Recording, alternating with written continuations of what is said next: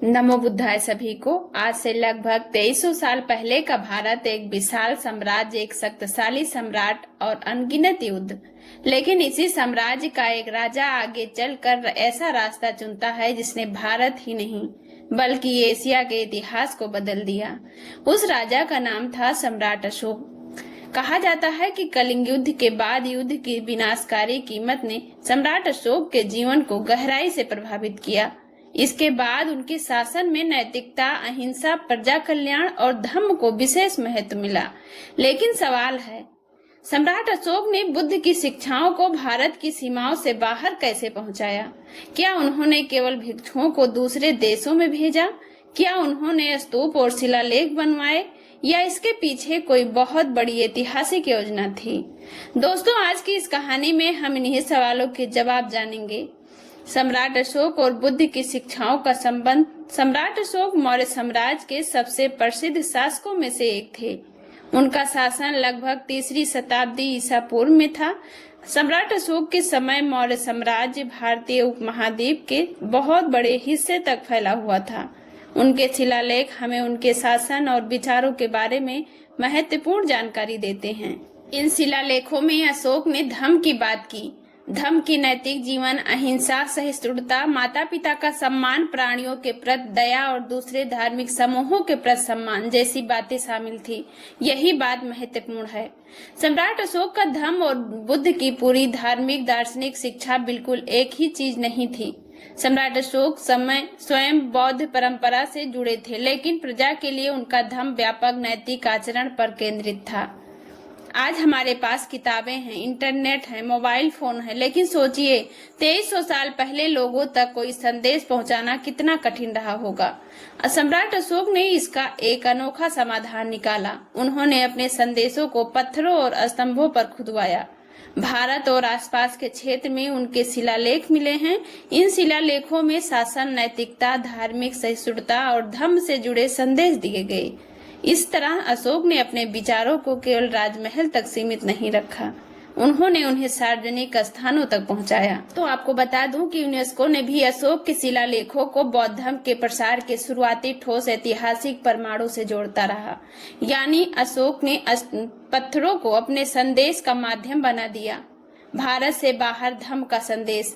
अशोक का प्रभाव केवल उनके साम्राज्य की सीमाओं तक सीमित नहीं रहा। उनके प्रमुख शिलालेख में ऐसे क्षेत्रों और शासकों का उल्लेख मिलता है जो भारतीय उपमहाद्वीपों के बाहर थे। सम्राट अशोक ने धर्म विजय की बात करते हुए यूनानी शासकों और दक्षिण भारत के चोल तथा पांड्य क्षेत्रों तक अपने धर्म के प्रभाव का उल्लेख किया।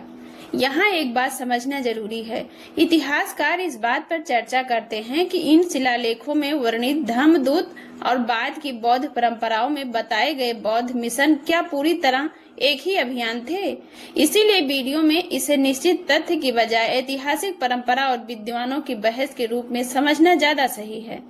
बौद्ध इतिहास में सम्राट अशोक और श्रीलंका का संबंध बहुत महत्वपूर्ण माना जाता है। श्रीलंकाई बौद्ध परंपरा के अनुसार सम्राट अशोक के समय उनके पुत्र महिंद श्रीलंका गए। वहां उन्होंने राजा देवानप्रिय तीसरे के सामने बुद्ध की शिक्षाओं का परिचय कराया। परंपरा के अनुसार इसके बाद श्रीलंका में बौद्ध धर्म को मजबूत आधार मिला। बाद में सम्राट अशोक की पुत्री संघमित्रा के श्रीलंका जाने की भी परंपरा मिलती है।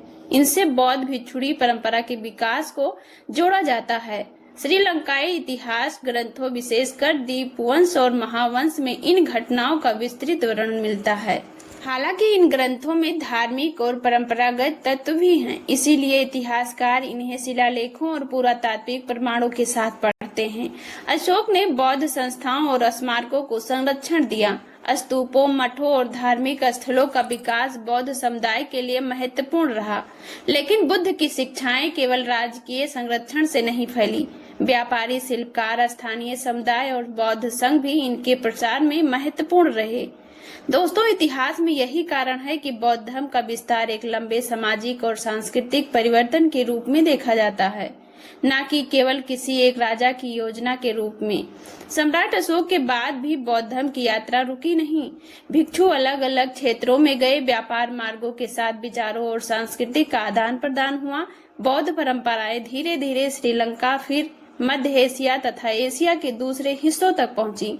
बाद में सदियों में बौद्ध धर्म ने चीन, कोरिया, जापान, तिब्बत और दक्षिण पूर्व एशिया के संस्कृतियों को भी प्रभावित किया। इस पूरी प्रक्रिया में सम्राट अशोक का योगदान एक महत्वपूर्ण शुरुआती कड़ी के रूप में दिखाई देता है। सम्राट अशोक की सबसे बड़ी ताकत केवल उनकी सेना नहीं थी। उनकी असली ऐतिहासिक विरासत यह थी कि उन्होंने शासन में नैतिकता को महत्व देने का प्रयास किया। उनके संदेशों में धार्मिक सहिष्णुता की भावना दिखाई देती है। उन्होंने अलग अलग संप्रदायों के प्रति सम्मान की बात की। उन्होंने प्रजा और जीव जंतुओं के कल्याण को भी महत्व दिया। यानी सम्राट अशोक ने सत्ता को लेकर विजय का साधन नहीं माना। उन्होंने सत्ता को जिम्मेदारी के रूप में देखने का प्रयास किया और यही विचार उन्हें इतिहास के दूसरे विजेताओं से अलग बनाता है। अब इस सबसे बड़ा सवाल यह है कि बुद्ध की शिक्षाएं इतनी दूर तक क्यों पहुंची? क्योंकि उनका संदेश केवल किसी एक राजा या एक देश तक सीमित नहीं था। बुद्ध ने दुख, करुणा, अहिंसा, नैतिक जीवन और मनुष्य के आचरण जैसे विषयों पर बात की। इन विचारों को अलग अलग समाजों ने अपने सांस्कृतिक संदर्भों में अपनाया। सम्राट अशोक ने इस संदेश को अपने समय की राजनीतिक और सामाजिक व्यवस्था के भीतर व्यापक रूप से बढ़ावा देने में महत्वपूर्ण भूमिका निभाई। इसीलिए इतिहास में सम्राट अशोक को बौद्ध धर्म के सबसे महत्वपूर्ण राजकीय संरक्षकों में गिना जाता है। जब हम आज भारत से बाहर बुद्ध की विशाल प्रतिमाएं देखते हैं, श्रीलंका के प्राचीन बौद्ध स्थल देखते हैं, दक्षिण पूर्वी एशिया के स्तूप देखते हैं या एशिया के अलग अलग देशों में बुद्ध की शिक्षाओं की परंपरा देखते हैं, तो हमें इतिहास की एक लंबी यात्रा दिखाई देती है। यही यात्रा में एक महत्वपूर्ण नाम है सम्राट अशोक। एक ऐसा राजा जिसने युद्ध से विशाल साम्राज्य तो पाया, लेकिन इतिहास में अपनी सबसे बड़ी पहचान युद्ध से नहीं बनाई। उसने धर्म, नैतिकता और करुणा के संदेश को महत्व दिया और यही कारण है कि हजारों साल बाद भी अशोक का नाम बुद्ध की शिक्षाओं के प्रसार के इतिहास के साथ जोड़ा हुआ है। शायद यही इस कहानी की सबसे बड़ी सीख है। तलवार से जीती गई जमीन समय के साथ बदल सकती है, लेकिन अच्छे विचार, करुणा और मानवता का संदेश पीढ़ियों तक यात्रा कर सकता है। और सम्राट अशोक की कहानी इसी यात्रा की एक ऐतिहासिक मिसाल है। दोस्तों, आज की वीडियो में बस इतना ही। वीडियो पसंद आया हो तो लाइक, शेयर एंड सब्सक्राइब जरूर कीजिए। जल्द मिलती हूँ एक नए वीडियो के साथ। नमो बुद्धाय। जय भीम।